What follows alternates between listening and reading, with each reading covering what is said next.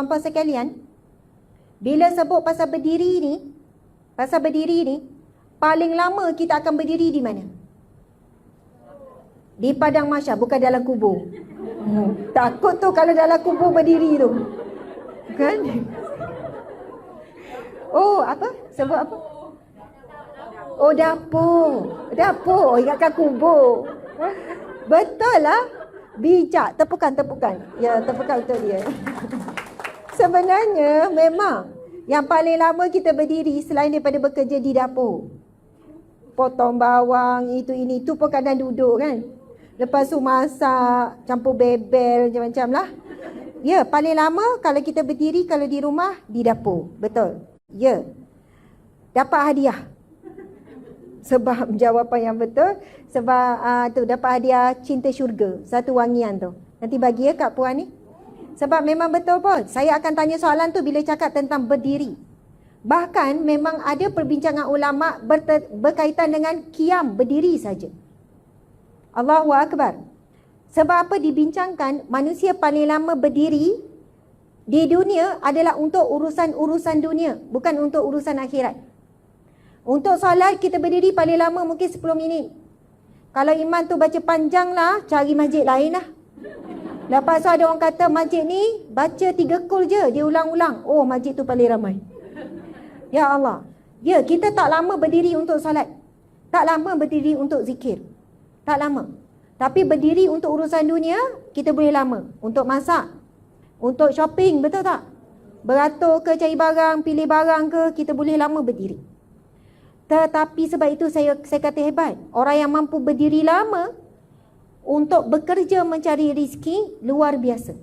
Sebab berdirinya itu mendapat pahala. Dan bila bekerja dengan keadaan berdiri, fokus tu lebih tinggi. Betul tak? Bila kita duduk, kita rasa nak buat apa? Tidur lagi, tangan terus ambil handphone, scroll. Betul? Masya Allah.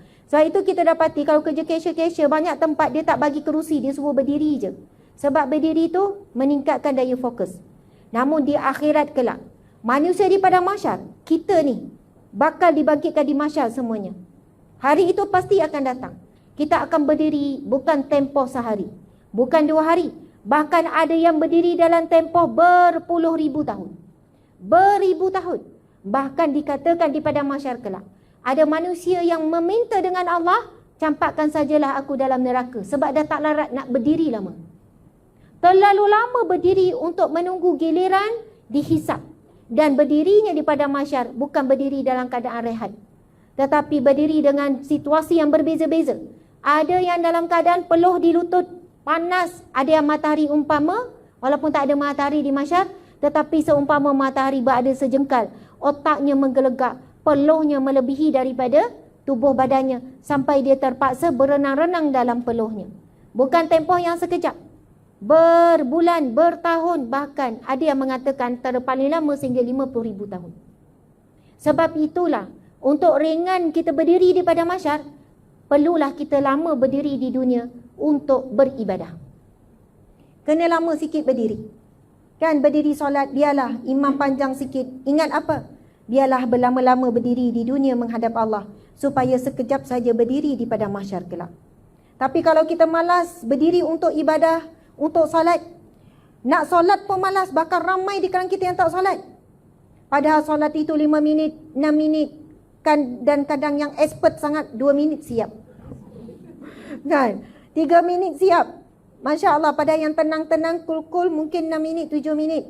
Solat dengan tenang.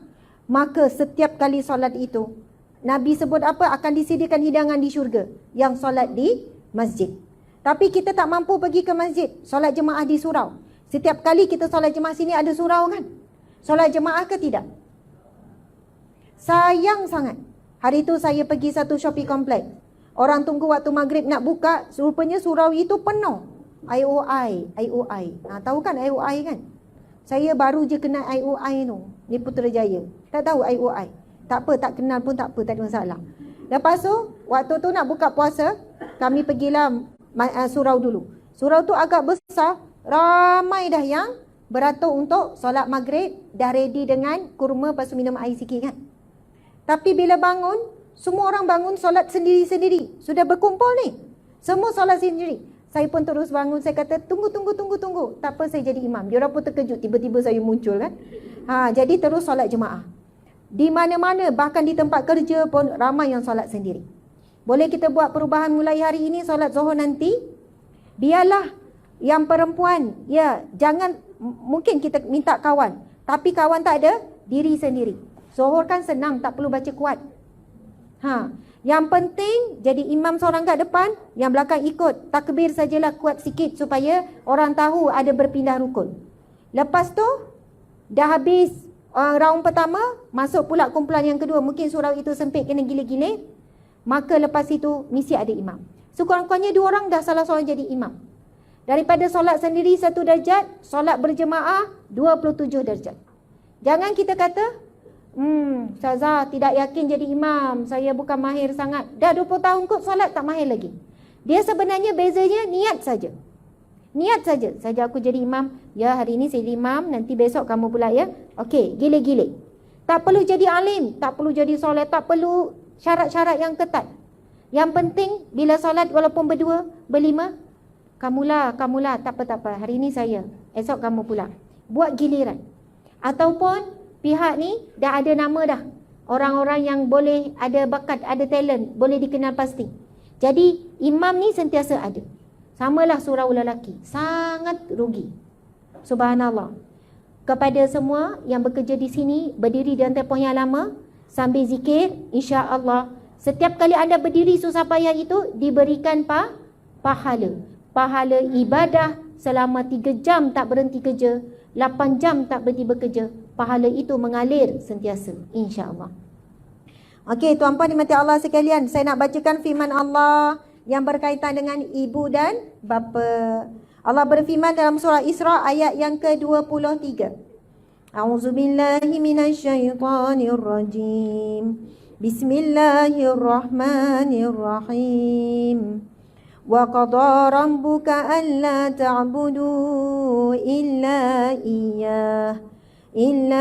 iyyahu wa bil walidaini ihsana imma yablughanna 'indakal kabir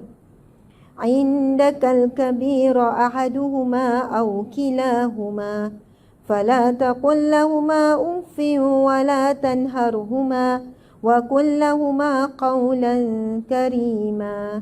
Shadaqallahul azim.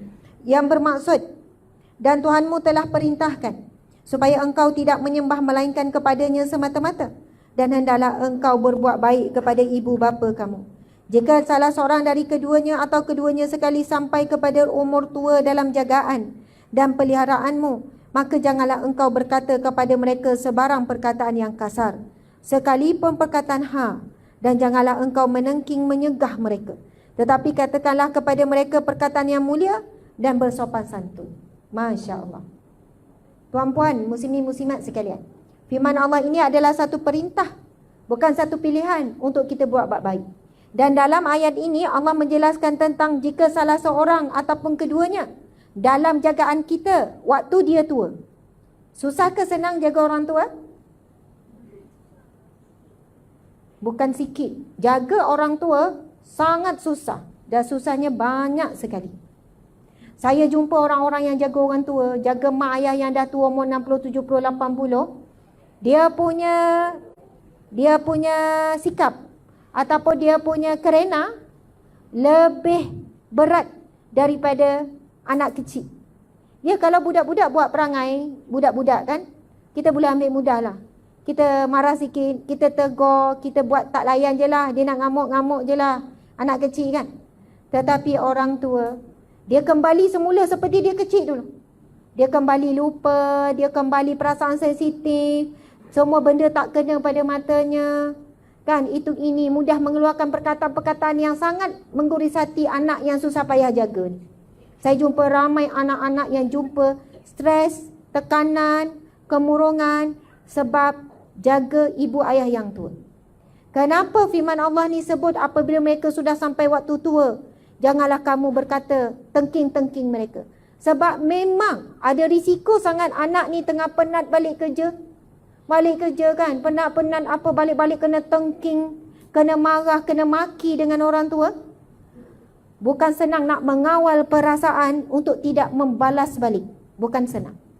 Sebab itu saya puji sangat bila jumpa anak-anak yang jaga orang tua, kebanyakannya akan buat ayat, Ustazah, sangat berat ujiannya Ustazah. Tidak ada ujian yang lebih berat daripada ujian jaga orang tua. Saya dah lalui macam-macam ujian sepanjang saya membesar.